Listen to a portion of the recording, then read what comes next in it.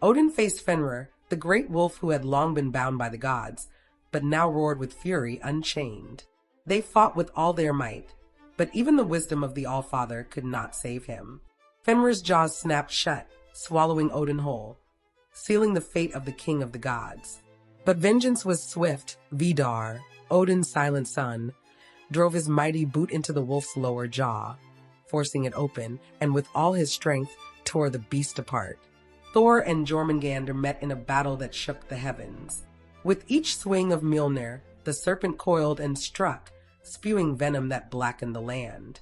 At last, with one final blow, Thor crushed the skull of his ancient foe. But even in victory, death awaited him. The serpent's venom coursed through his veins, and with staggering steps, the god of thunder fell, lifeless upon the battlefield.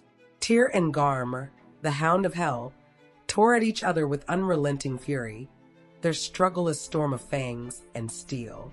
Both fell, their bodies entwined in death. Heimdall and Loki, eternal enemies, clashed in a duel of fates. The two struck mortal blows at the same time, falling side by side, their animosity buried in the silence of death. And then came Surtr.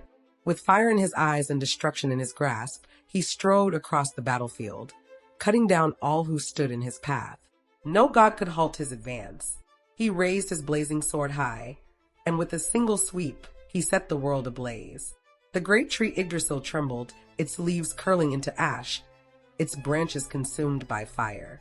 The seas boiled, the mountains crumbled, and the very heavens collapsed upon themselves. When the inferno faded and the ruins of the world smoldered in silence, there was nothing but darkness and stillness. The gods were gone, the earth had perished, and Ragnarok had come to pass. But all was not lost, for from the ashes, a new world would rise. Two human survivors, Lif and Lifthrazor, emerged from their hiding place, untouched by the flames, carrying the hope of a new dawn. Balder, the beloved god who had once fallen to treachery, returned from the underworld to lead the remnants of creation. The cycle had turned, and though the gods had fallen, their legacy endured. And so, the tale of Ragnarok is not merely one of destruction, but of renewal. It is the end, yes, but also a beginning. A reminder that even in the face of doom, there is always the promise of rebirth.